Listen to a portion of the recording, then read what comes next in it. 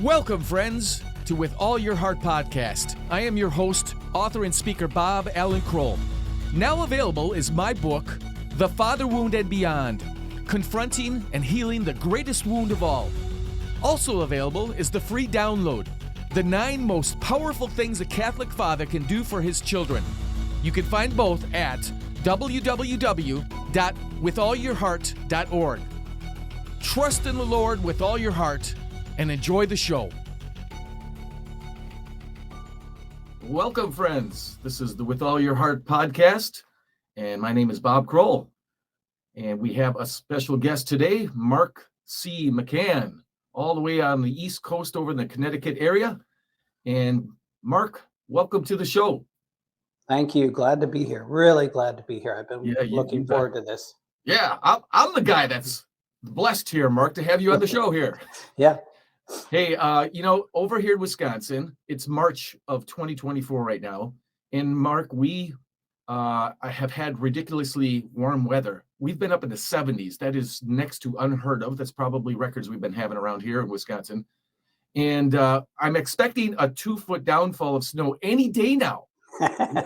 We had one in April a few years ago. We had about 24, 26 inches dumped on us in one day in about the middle of April. That's just the way it goes here in Wisconsin. How's it over there for you?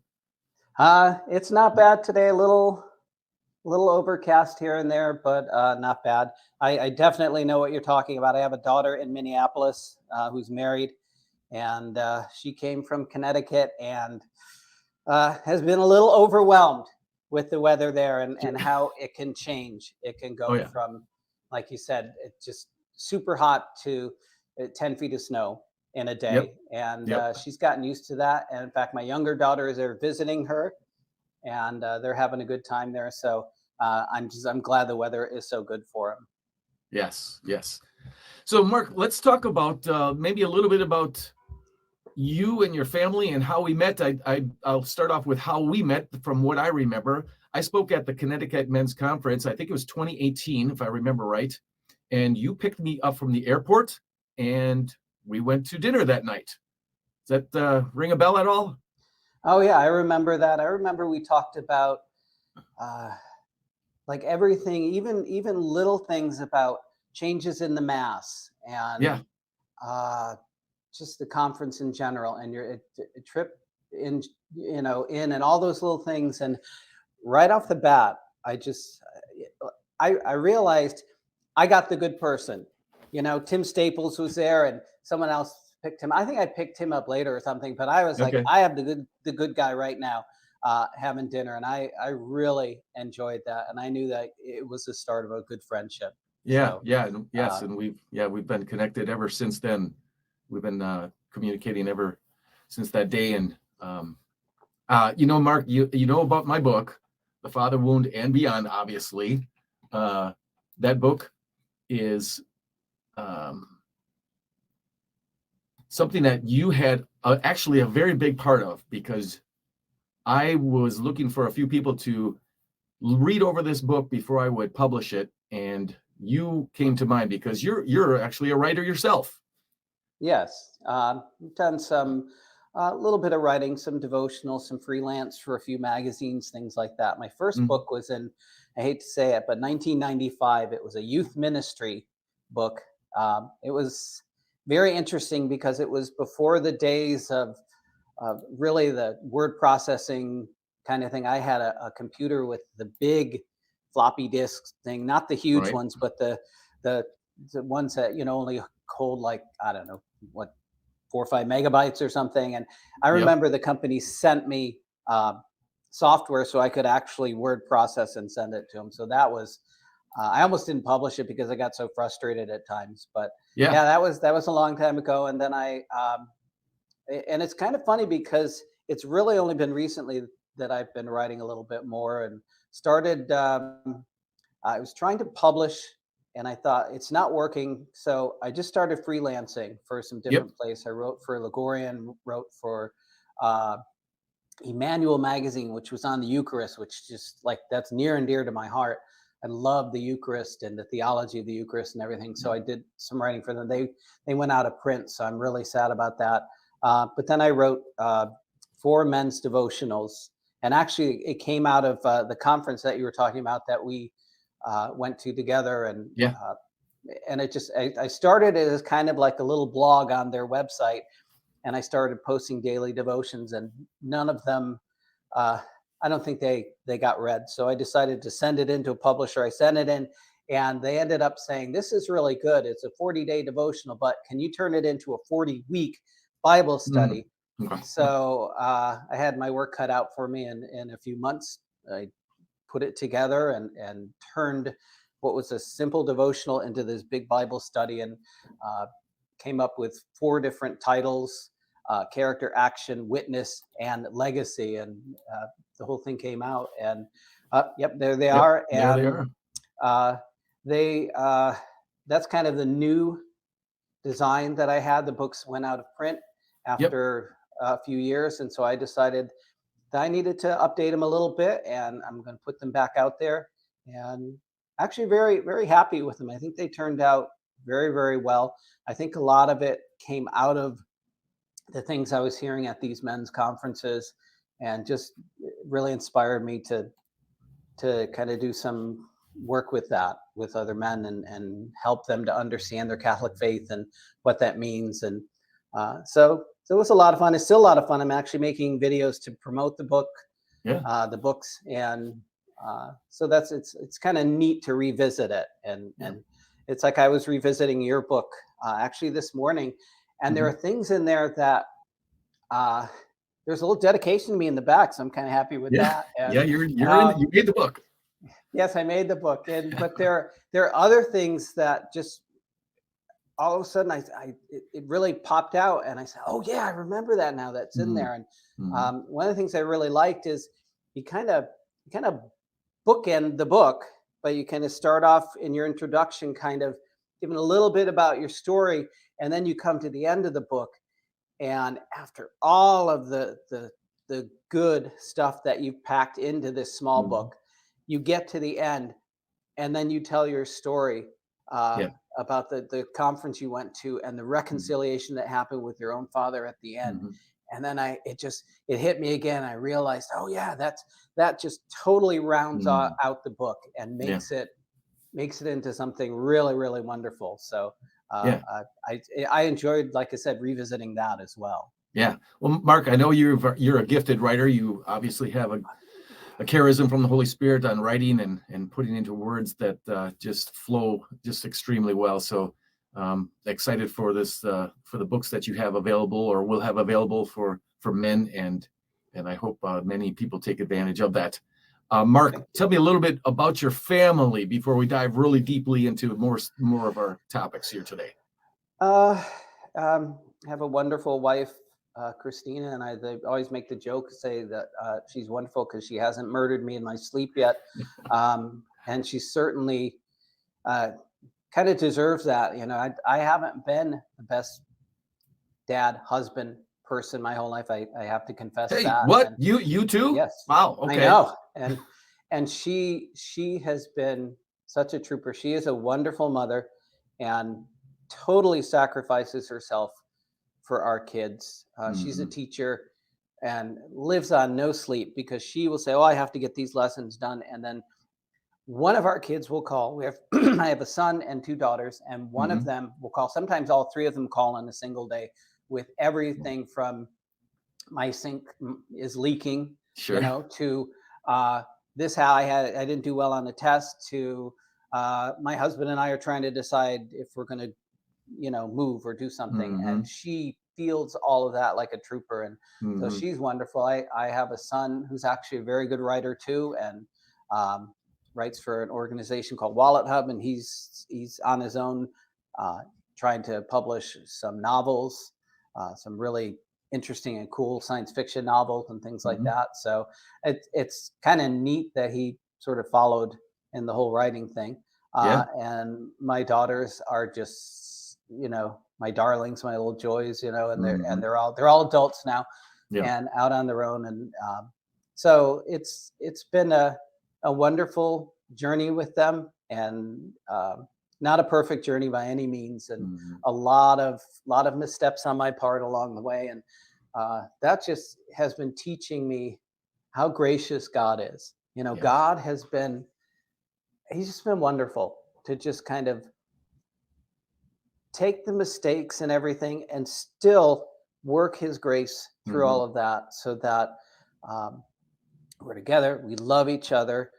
My wife's family is just a very close Italian family, and I love that. My family is very close too. We were more like the kind of busting family, like we go. My brothers will bust on me, and just like it's good natured and everything, but the Italian family is just, we have a good time. I remember going there the first time. It was Thanksgiving, the first time meeting her family, Yep. and they were all talking at once, all of them.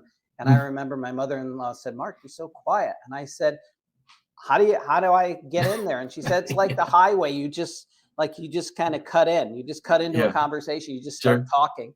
Yeah. And but that's kind of the background that I've had, and that's what's been kind of even sort of vicariously passed on to me, even through my in-laws, especially because I didn't have the best life growing up and everything. It wasn't bad, but I had a dad who was kind of away. That's sort of my father wound. He wasn't Sure. a bad father, but he was Mhm. away. But a lot of the joy and the sense of family has been passed on to me, and I have kids that still love going to their grandparents. They love to see Cool. Nani and Grandpa, and those are the kinds of things that have gotten passed on, and that's the thing that I really, really love Yeah. about my life at this point. That's awesome. Yeah. You said your brothers bust on you. Is that how you said it? Yeah, they just I've never heard that term before. yes. It's an East Coast term, It's maybe. yeah, it's busting your stones, that kind of thing. I don't mean to be Okay. indelicate, but it's like they're picking on you, and it's really Gotcha. funny Okay. because there's sort of like a ritual to it. When it's one on one, it's very, my relationship with my brother is very intimate. We have very deep talks, and That's it's great. just, we love each other. But when we're all together, it's anybody, it's fair game, and they Sure. just will pick on each other, and it goes back and forth. And so it's, like I said, it's loud and fun. It's just different from my Yeah. wife's family. So Yep. it's at that part, it's just been really nice. So Yeah, that's awesome. So Mark, you were part of the journey of my book when I was writing. It took me 2.5 years to write the book. I figured I put about 1,000 hours into it. It was like you called it, like some type of passion. There was a phrase you used. I can't remember what it was. I don't know, like a labor of love. Labor of love. Yes, there we go. I think that's what you said about labor of love, Okay. that putting this book together. And it really is actually a very much a labor of love. When you love someone, you give up your life for that person or those people. And that's what I did with this book, because first of all, I wanted to touch the hearts of fathers because of the father wounds that they live with every day, that they've been hurt as a son of their own father. From many things, many of the men in our lives, we have this father wound where we've been neglected, or we've been abused, we've been ridiculed, we've been mocked, we've been yelled at, we've been physically and verbally, emotionally abused. And then there's the neglect. Where's dad when I need him? And he's just not around. And there's divorce, and maybe dad died, or maybe he just left the family. There's all kinds of situations where these father wounds come around. And so this labor of love was part of that issue of, where can I meet these men where they are and share my own journey and my own sufferings and sorrows with my relationship with my dad when I was growing up, and how can I relate to them to say, hey, you're not alone. This happens to many of us. And then develop the book even further as to how can we overcome these wounds. And I've learned that forgiveness is the ultimate solution to getting over these emotional wounds and things that are held deeply within our hearts that affect us and our relationships. So that's one part of this book. The other part of the book is the labor of love part of it, offering up my life for the children. Because when a dad can overcome the wounds and the sorrows that affect his life, because when we're wounded, we end up wounding others. So as fathers, we pass on these wounds to our own children. So how can we break this cycle? And so, first of all, start off with that forgiveness thing towards your own father, but then now you're going to change your life and how you see your own children. Many of the people I've heard who read my book, they do 180 degrees. They said, I have totally changed the way I look at my children now. And so by this book, I'm hoping to help the children also, so that they can grow up in a loving home with a father who is there for them and who raises them up as wonderful Catholic and Christian young men and women, who will pass on this love to their own children when they get married and do whatever they do in their own life as they get older too, so that we can break this cycle of wounding as much as we can. Yeah, and that's one of the things that I really liked about the book is you don't take a sledgehammer to men into the walls, and that, like, you break down those walls, but you do it in a very gentle way, a very powerful way, but a very gentle way, though. It's very systematic. And that's the one thing that I really liked when I started looking it over with you and everything, is just the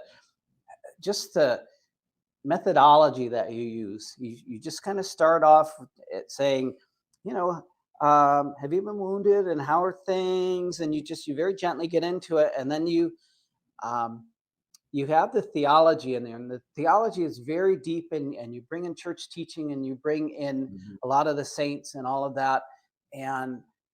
But you don't beat people over the head with it. That's the thing that I really liked about it, is you take it and you just boom, boom, boom, boom, boom. You just kind of go through it, and you lay out the foundation for what the wound is. I loved the section where you talk about the difference between the mind and the heart, and you talk about the heart. Like when you even mention things like the neurons that are in the heart and that kind of thing, and that the heart really is the seat of emotions, and that, and we can kind of psychologize our minds to death and forget that a lot of this is emotional, and that we can try to reason out of this father wound, but it's never going to work. It's a heart issue. And then you lead to the idea of the forgiveness. It's amazing that you go through this whole thing, and then at the end it's like, here's the simple solution: forgiveness. But you've taken the people through it so gently that by the time they get there, even if there's some objection, like, you don't know what I've been through, how can you say to forgive? Sure. And then the 12 step, well, it's actually 13, because there's a little blessing at the end there, but the 12-step thing of just how you do it. And and it's just amazing, the whole process. You lay it out, you open up people's hearts through it, and then at the end, you just offer this. It's sort of a complicated yet simple solution. It's not really complicated. It's just deep. I guess I should say it's deep. And I'm sure you have many stories of guys who've turned their lives around. And it's just, it's very hard, I think, for men to come to that point. It's almost like jumping off a cliff. I can't forgive my dad. Why, if I do that, you don't know what it's been like, how he's hurt me. But once it happens, the shell is broken. And like I said, I love the story of you and your father, and how he's been to a couple conferences, how you asked him permission, can I share this? And I'm sure it was hard for him to hear these things. And but just the joy in your heart that must be now that you're at this point, I think that part must be so beautiful. It is, Mark. And I'm so grateful that you helped me edit this book, and you had so many great insights, and it turned this book into something special. And so thank you very much for all you did.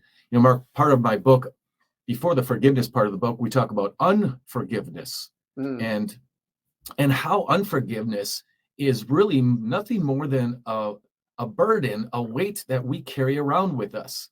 We don't realize that our unforgiveness is what is bringing so much sorrow into our lives, and anxiety, depression, and a lot of bitterness and resentment and hatred.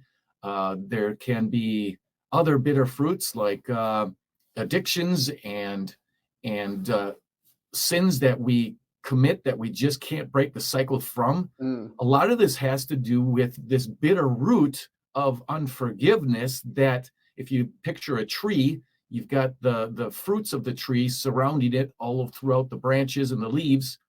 And many of those fruits are delicious and wonderful because you're kind and gentle and a joyful type of person. But then there's the bitter fruits of the anger that you might have or the addictions that you might have.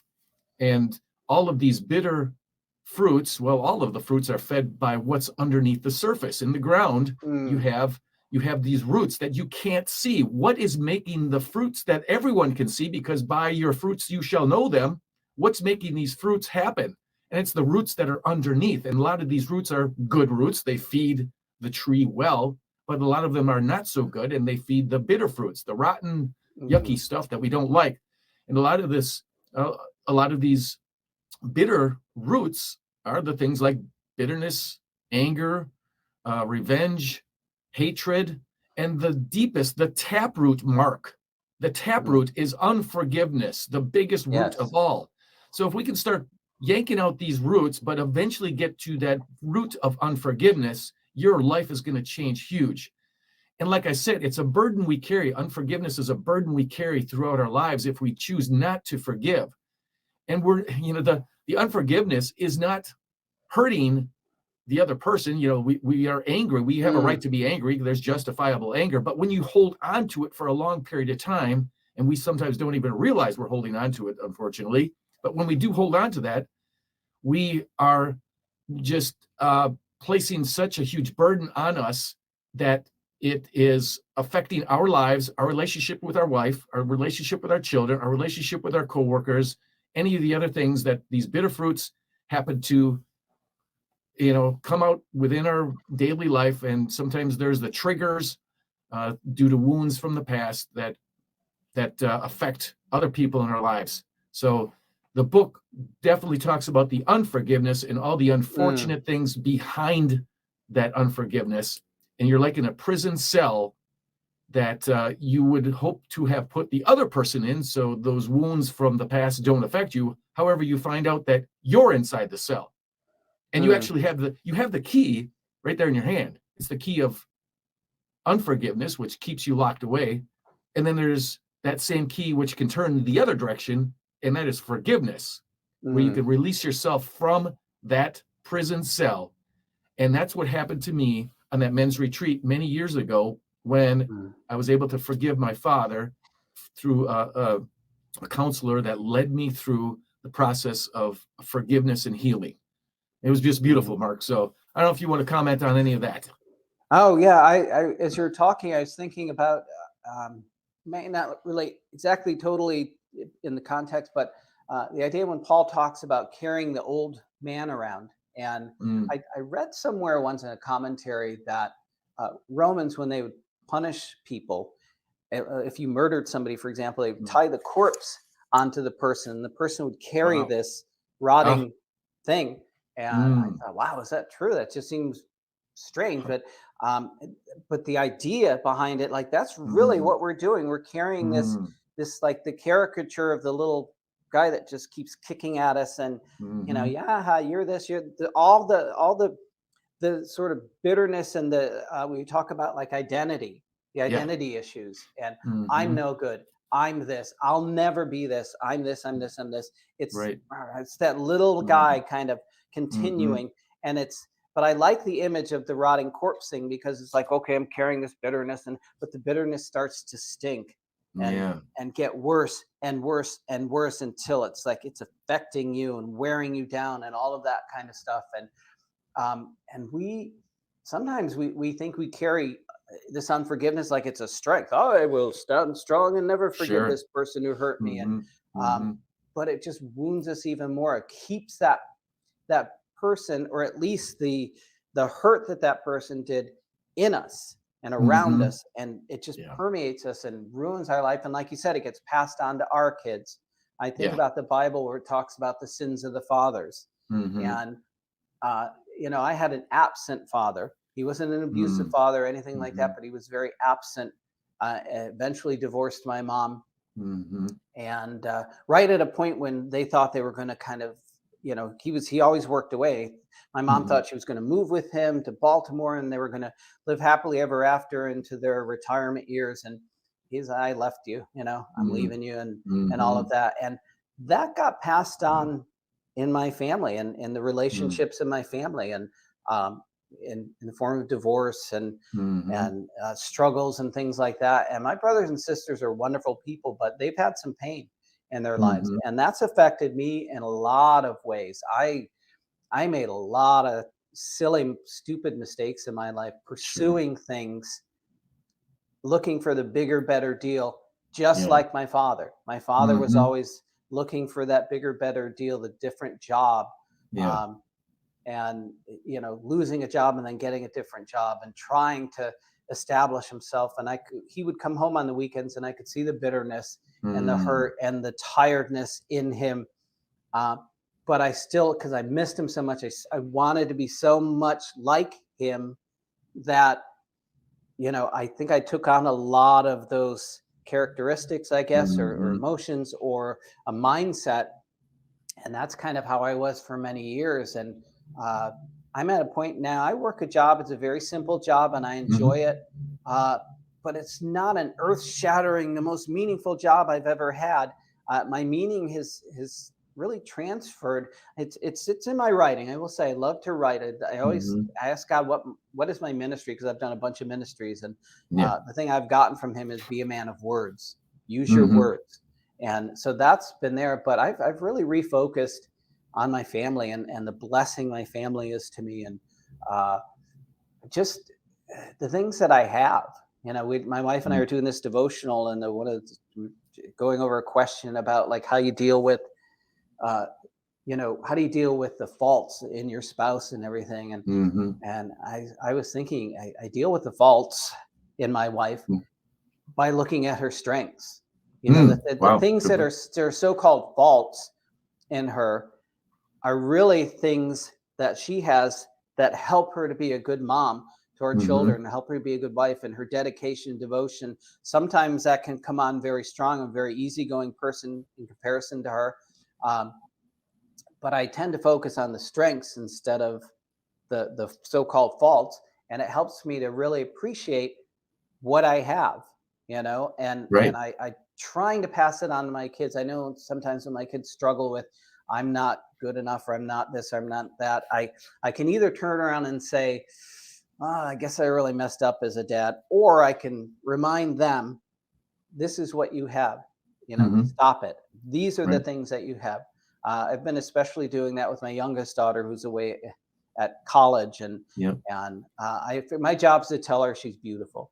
Mhm. That's my official job, is I just Yeah. continue to tell her I love her and she's beautiful Mhm. and she's gifted, and she's, even when she's like really tough to deal with, and she'll admit, I know I'm really tough to deal with right now because Mhm. I'm struggling at this or that. And Yeah. but I try to remind her who she is. And I'm probably rambling at this point, but I mean that's I don't know, that's just kind of the passion about getting rid of this father wound Sure. is in refocusing on the gift that you have, and realizing it's never too late to pass on something good, Yeah. as your case, Mhm. excuse me, can tell. Yeah. Well, yeah. And Mark, so you kind of touched on what that unforgiveness thing can do in our lives, and unforgiveness can be uh, meted out to even beyond even just our dads. It can be a mother, it can be a Mm, sibling, it could be an uncle, aunt, or a stranger, or a bully at school, or a teacher, or a coach, or someone in your mm, life that you've been hurt by, and you've chosen not to forgive them, and how that then starts affecting our own lives beyond, as we get older, into our own families. You talked about your wife looking at the weaknesses but looking at the strengths. So what a wonderful way to look at a perspective differently, that you know our wounds from the past, people have hurt us, so all I can think about is their weaknesses. But when you can change your mindset to start focusing on the strengths, there's no room for the weaknesses to be there because you're focused on the strengths. mm, So what a wonderful point you just made there about looking at your wife's strengths, and how you are pointing out the strengths of your daughter, And as men, as fathers, we can do the same thing. As husbands, we can do the same thing. As Mm, we can not only focus in our own minds about the strengths of our family, of our wife, of our children, we can also verbalize that too. Tell them their strengths. mm, Tell them yes. all the great things about them. I had to do that last night for my son, my youngest son, who was kind of beating himself up because he's struggling with some of his homework.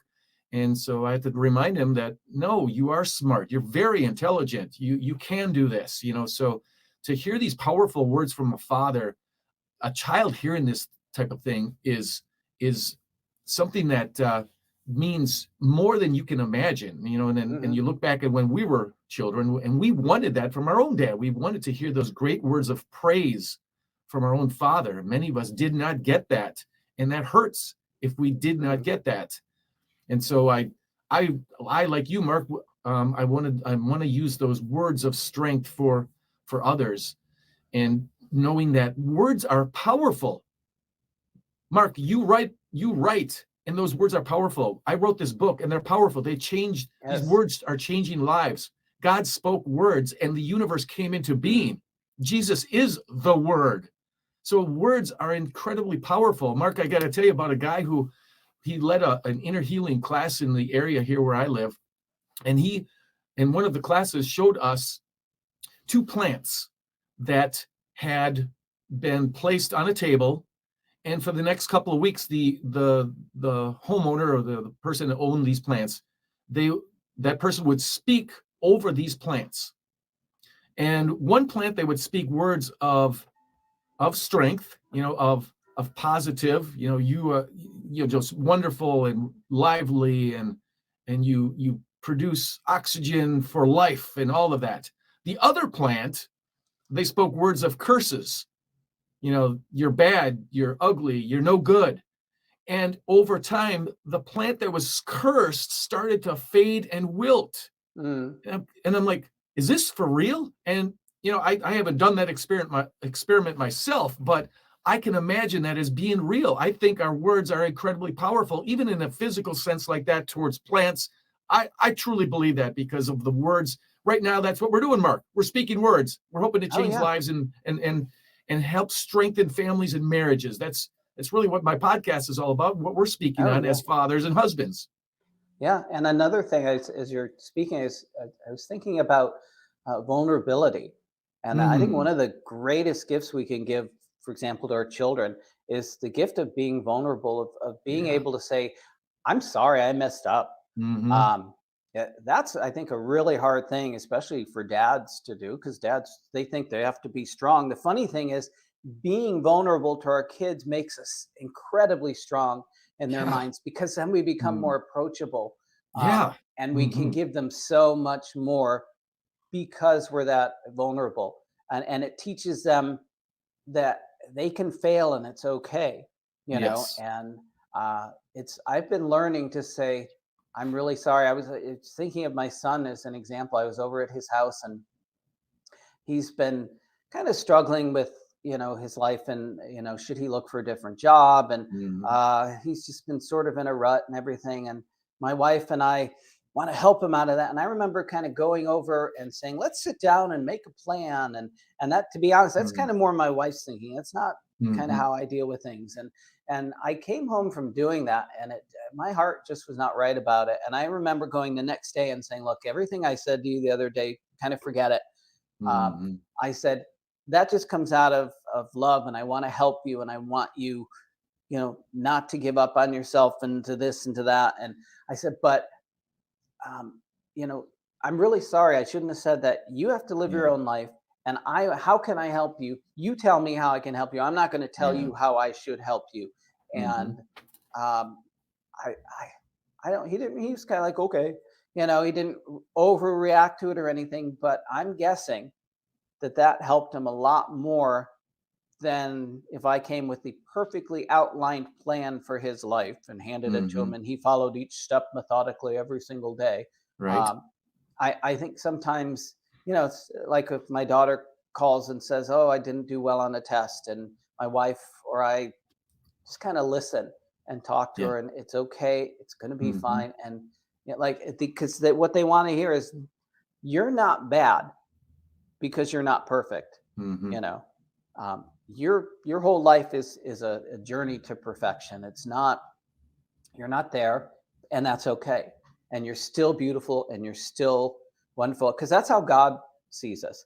I think Yes. one of the biggest things that we the reason that these father wounds hurt so much is that I think about the idea of our perception of God. I think is a lot, for a lot of men, is based on how their father treated them. Yeah. And I Mm-hmm. think you talk a little bit about that in the book. And you know, because like, how, well, this is how dad treats me, then the dad up there, Mm-hmm. why should I bother being involved with him at all? Right. Yeah. So I'm talking to Mark C. McCann, and he's the one of my great friends who helped me write the book, The Father Wound and Beyond. You can find that at withallyourheart.org. And Mark, what is your uh, website for folks to take a look at? Uh, wordsnvisions.com. Words, Gotcha. WORDS, the letter N, and then visions.com. Awesome. But it's, yeah, it's kind of like a writing portfolio. It's just, Sure. but there's also some things. I've done some speaking, and there are some resources on there for people, and to download and things like that. There's actually, for the books that I wrote that are coming out, there's actually a ton of downloadable resources there. If people want to use the books as part of a teaching series, there's some PowerPoint presentations and some outlines and some teaching tools that they can use, that they can download from the website once they get the Nice. books, to help them use the book. So Yeah. yeah, so it's kind of a all around one stop shopping. Get all your best of Mark C. McCann, I guess, in one convenient Yeah. location. Did I kind get of that right? website. Words and visions there on the screen. Did you see that? Yes, thank you. Yes, Okay, I you can see betcha. it. Yeah. Yeah. Guys, check that thing out. Mark, you talked about vulnerability, and you look at the cross. We see Jesus in my background there. He's carrying the cross, Mm, and when he's nailed to that cross, he cannot move his hands, he cannot move his feet. He is stuck there for hours, suffering for us. He is completely vulnerable. Back in those days, you probably have heard or read that sometimes you're crucified naked, completely naked, mm, without any clothes on. Talk about vulnerability, where anybody can do anything they want to you while you're just stuck there. You cannot do anything. And so our Lord showed us that vulnerability. And then at the very end, before he's taken off the cross, we have Longinus, the Roman soldier, now Saint Longinus, who stabs the heart of Jesus, and outflows the water and blood, representing, the Eucharist, the blood, and baptism with the water, the sacraments that we have in our Catholic faith. But mm, that vulnerability, he pours out his vulnerability, and it pours out to the world, saying, listen, everyone, Jesus is telling us on the cross, look at my heart. I am opening it up for you. I am forgiving you of anything and everything you have committed in your life as I suffer on the cross, mm, washing away the sins of the world, the Lamb mm, of God who does this. And so that vulnerability opens up for us, and he teaches us forgiveness. Father, forgive them. They know not what they do. And mm, he teaches us how to forgive no matter what happens, and to become completely vulnerable so that we can choose to forgive. See, Mark, when we're vulnerable, it opens up our heart to getting hurt, to getting stabbed, you know? And mm, when I call my apostolate here, With All Your Heart Institute, and my website, withallyourheart.org. I called it that for a very good reason. That's because I want us all to live with all of our hearts. Because when we do, we're going to set the world on fire, as I believe it's St. Catherine mhm, of Siena who said that. And when our hearts are covered up with unforgiveness and this resentment that we live with, we can't live with all of our hearts. We hide in our mm, shame, we hide in our pain, we hide in all these wounds that we've been dealt with. And you know what? Everybody deals with wounds. We've all been wounded. That's what the human race is so very good at, is hurting other mm, people. And if you look at yourself and you can be humble enough to say, I have wounded many, many, many people in my own life. So, we're hurting, but we have to admit we have hurt so many others in our lives as well. So let's just do what Jesus did and become vulnerable and say, listen, everyone, I am sorry. I forgive you. I open my heart to the world. I know I'm going to get hurt, but I want to live with all of my heart so I can give love and receive love, which is what our hearts are meant to do. And it's exactly what Jesus does, is he gives his entire heart to the world, and he's waiting for our love to come to him so he can accept that love as we give that back to him, which we do for our Savior. We want to love our Savior. So that vulnerability all ties in together. And Mark, I got to tell you, there is no one in heaven that has not completely forgiven everyone of everything. You know what I'm saying? Because unforgiveness is a sin. If we choose to, because there's bitterness and that desire for revenge, there's something behind it. We want the person to be punished, as bad or as worse or even worse than we were. So if we can move away from that, and I understand, Mark, forgiving a person is one of the most difficult things a person can do in their life. It's so hard, especially when you've been so deeply wounded. I get that. But with God's grace, we can do it by looking at what Jesus did for on the cross. We can forgive, and it may take a long time. It may take several moments of accepting God's grace, and it might be peeling back the onion layers of forgiveness, to get to that final part where you say, I forgive that person. And there's so many benefits to forgiveness. There's the mental benefits. There's the physical benefits, emotional benefits when you choose to forgive. There's all kinds of studies out there that explain that when you forgive someone, there's benefits that are the anxiety, the depression, the anger, the triggers, some of the triggers that you've lived with go away. And then some of the physical healings that can take place through forgiveness. There's a study that was done that many of the cancer patients, I think it was somewhere 60% of cancer patients are dealing with a major unforgiveness situation in their lives. And so they attribute maybe some of the cancer and some of the other diseases that we live with, they believe can be attributed towards unforgiveness. So there's so many benefits, Mark, that can happen if we choose to forgive. Yeah, and I like the idea how you're tying all of this in with our responsibility. We weren't just created to, float around and be happy kind of thing. We're created to do good works, as it says in Ephesians. We're created to do good works, to honor God, to please God. Like he gives us the joyful privilege of participating in his kingdom. He doesn't need us. He wants us. He wants us to be part of his kingdom, and unforgiveness and bitterness block that. And so I love how you tie in that whole idea that, we have a challenge. We have a responsibility to live lives fully for Christ. And we can't do that if we're harboring unforgiveness in our heart, and that's why I think Jesus says, forgive us as we forgive, and it's like the parable, I think you mentioned in the book, the parable of the person that owes, millions of dollars, and he's forgiven the debt and then throttles the guy that owes him, half a year's wages or something.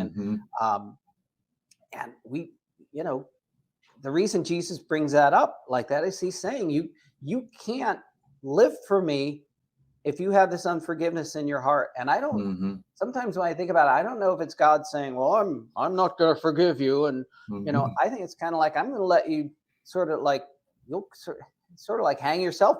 If you have unforgiveness, you're going to ruin your own life through that. When you release it, when you, like you said, the vulnerability, when you release it and get over it.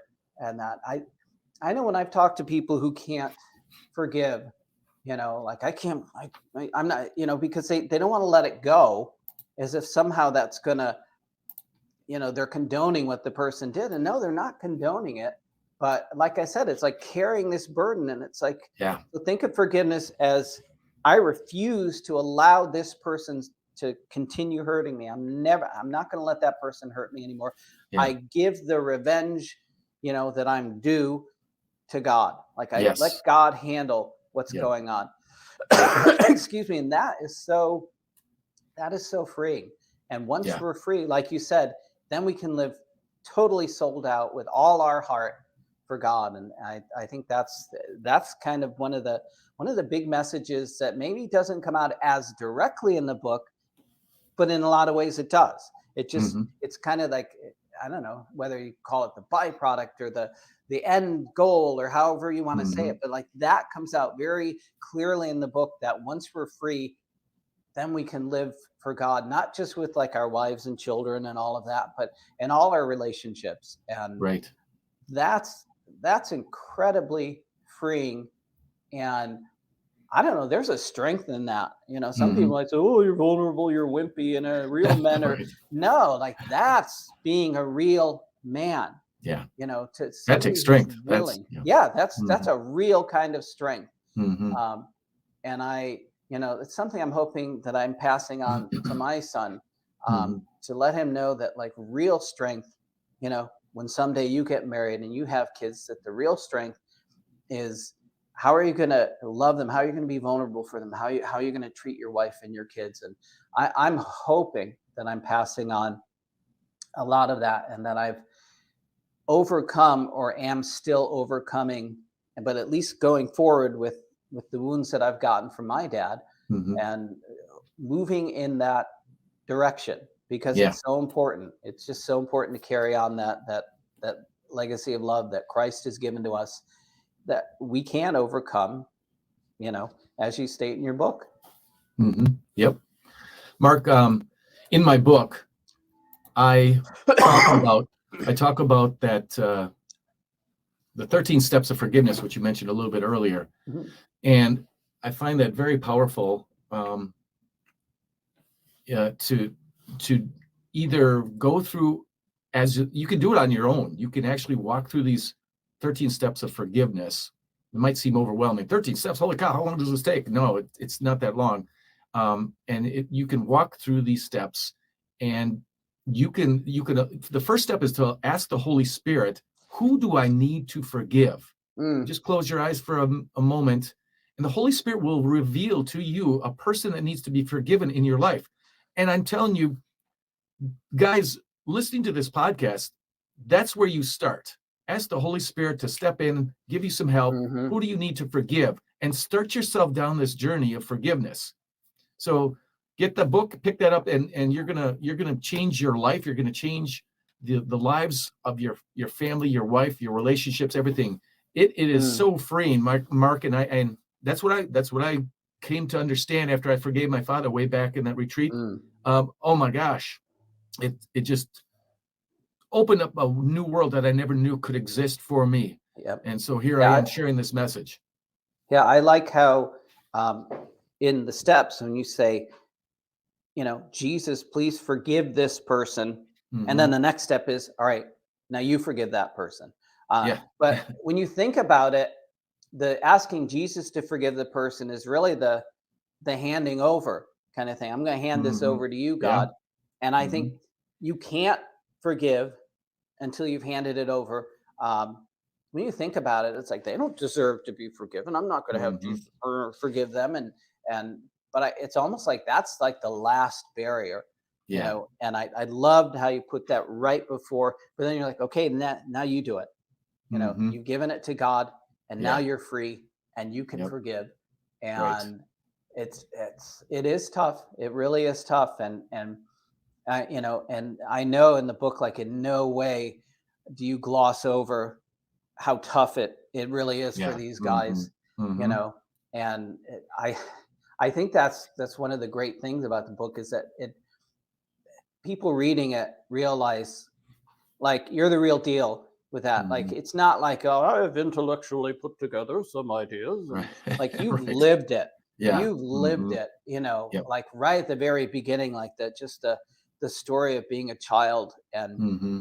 just being slapped, Yeah. and like you said, when you Mm-hmm. talk about getting hit in the face, and like that, Mhm. our identity's in our face, Yeah. and that, like, how demeaning and humiliating that is, Mhm. and even like how humiliation is really like sometimes at the heart. Well, I'm angry, like you said on the retreat. I Mhm. think you mentioned that you said, "Well, Yes. what emotion are you?" Well, I'm angry. Right. Well, I'm this, Right. and then you kind of got down to like, no, I feel humiliated, and that, Mhm. and you just kept peeling away the layers, like you said. You got Yeah. down to the core of what it is, Yeah. and when you got down to the core, you still realized that in God's eyes that you are lovable and that you're loved and you're who you are, like your identity is in Christ, and that's a Right. wonderful, beautiful thing. And I Yes. think that's the thing that men pick up as they read this, is Yeah. they come to see, like, wow, like I really, I don't have to carry this and make that my identity. I can Mhm. let it go, Mhm. and Yeah. I can be a strong man. I can be a holy man. I can be a good man. I can live my life sold out for Christ. Um, and it's like I said, it's just a very wonderfully methodical but very gentle process for these Yeah. guys. And Yep. I just highly recommend this for men. I Yeah. really, it's done so much for me, Mm. just in reading through it. I know you say I played a big part. The big part that I played was in being overwhelmed by it as I read it, and offering a few suggestions. Just saying this is how it's moving me, Yeah. and that. But it really, I love the lists, like when you would Mm. list out, Yeah. if everything from I am these bad things to Yeah. here's the things that are the result of you living with this, and Right. then here, it's oh yeah, I'm like, yeah, that's me, Yeah. me again, me again, Yeah. me, and Yeah. just going through that, and there's something, like I said, peeling. You peel away, you don't Mhm. even realize you're doing it as you're reading it, and you're, Yeah. oh, that is me, that is me, that is Yeah. me, Yeah. and then it allows you to get to the point where you can say, okay, you got Mhm. me. I Yep. gotta change. I have to Yep. change. And Yeah. and then you Yeah. so Yeah.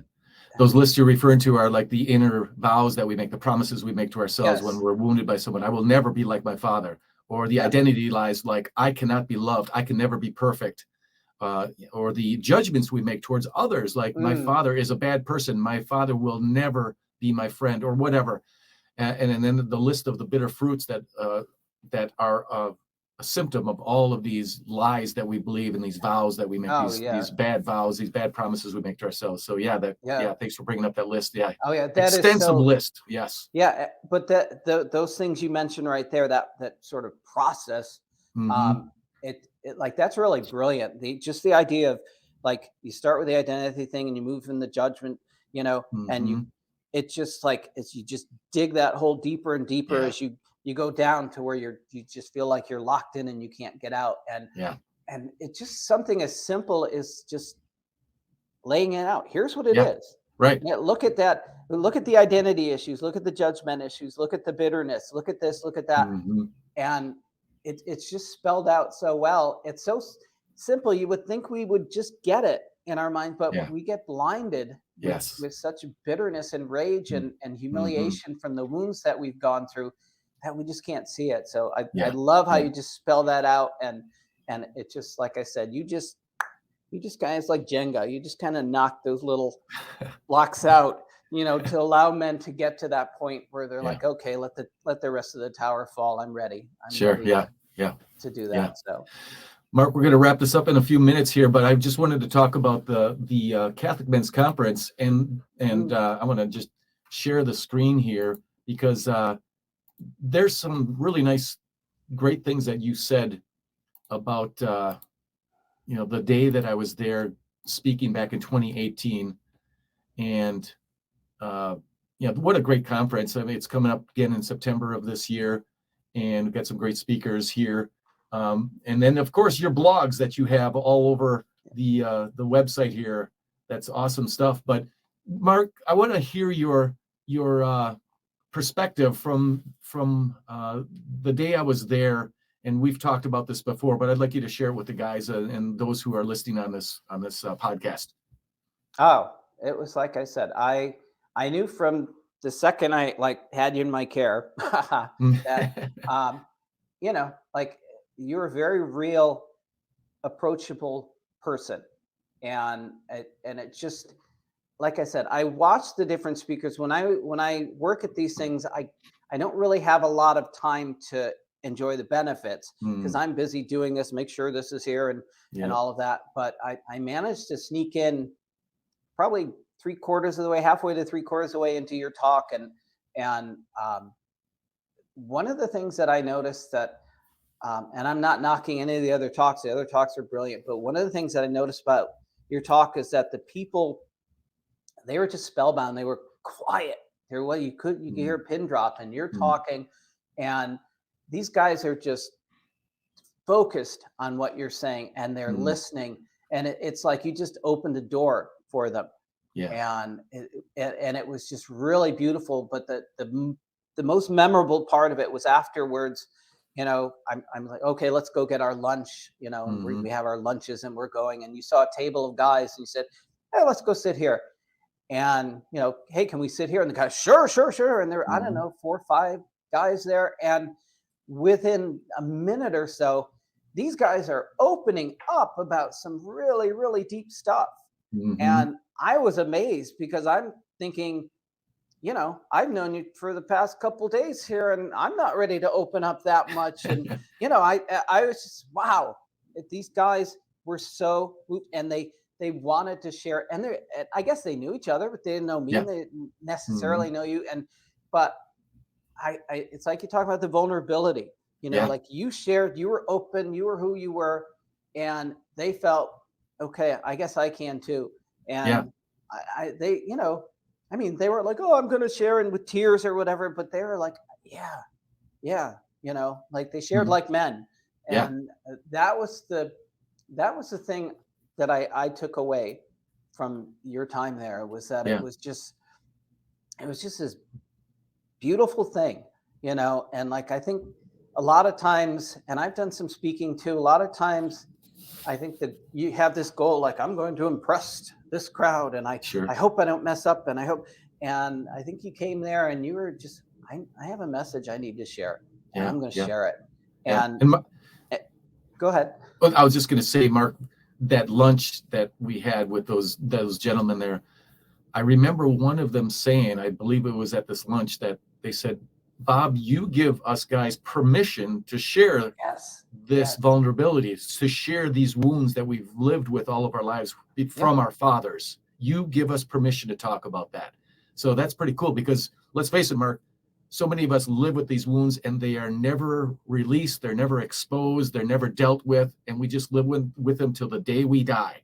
And Yep. and I want to change that, so we can live with Yeah. all of our hearts, and live with all of our hearts with our relationships with our families Yeah. too. Yeah, I have a lot of Christian friends, and I'll be honest. I'll say sometimes, like, there are very few people that I would be willing to share Hmm. some of the deeper things, because there are times I have shared, and sort of the response has been very sort of, I call it church speak. Sure. It's all right. Well, what's the sin issue that you Hmm. have to deal with, and let's deal with the sin issue. And once you give the sin issue to God, and and it's this, but it's not the vulnerable Yeah. part. But there have been Hmm. other people, and in talking with you, it's been kind of the same thing, where it's like, like it's a safe place to talk. And that's when you Yeah. talk about the permission. I think it's safety goes in there, like they felt safe. And Yeah. that's a tough thing for a man to admit, is like, I Hmm. don't feel safe to share, Yeah. because Right. that sounds like a little kid. I don't feel safe to Hmm. share. But Right. we want, men want to share, and that's one of the best things that you do in your talks and in your books. I don't know if you're doing any seminars and that, where you actually go through kind of the same thing you went to, the same kind of retreat. I think you should be doing that if you're not doing it. Yeah. That's on my list of things to Yeah. make happen. So And appreciate your because oh supporting yeah, that. I encourage you for that, because it's Yeah. we need that. As like, Right. just you mentioned when you went on the retreat, just think Yeah. if that person wasn't there for you, we wouldn't Yeah. have this book, and it wouldn't Right. be being passed on. So Yeah. Yeah. yeah. Yeah. I'm just going to put a plug in for Dr. Bob Schutz, and with all your sorry, with the John Paul II the second, sorry, here we go. John Paul II Healing Center. Dr. Bob Schutz wrote the foreword to my book. He had a lot to do with the 13 steps thing. He offers lots of retreats around the country for people of all ages, usually adults, but men and women of all ages to go to these retreats. So I would encourage you to check that out for any guys that want to pursue this idea of forgiveness and find that inner healing that we all need from the wounds that we've been dealt with all of our lives. So with that, Mark, I think we're going to wrap it up, man. It's been an honor. Mark, it's been an honor speaking with you. You are a great man, a great father, a great husband, a great person. Thank you so much for all you've done in my life. I greatly appreciate you helping me with this book and all the support you provided since then, and for being on this podcast with me today. Thank you so very much, Mark. Right back at you. It has been an honor and a privilege too. And like I said, it just warms my heart to know that I could help in the tiniest way with getting this out to other people. I always figure I'm going to get to heaven. I'm going to get to meet all the people, and I get a little bit of credit, for just helping out. Like, hey, are you the guy that did, So I just, any part I can play in this is a wonderful thing. And it is such an important message. So thank you for letting me be a part of it. You bet, Mark. And you've done more than you can imagine. So thank you. You'll know more when we get to the other side. Okay. Amen. Amen. Yeah. All right. Well, God bless everybody on this, in our audience there. And God bless you, Mark. God bless you and your family. And we'll see you next time on the With All Your Heart podcast. God bless you all.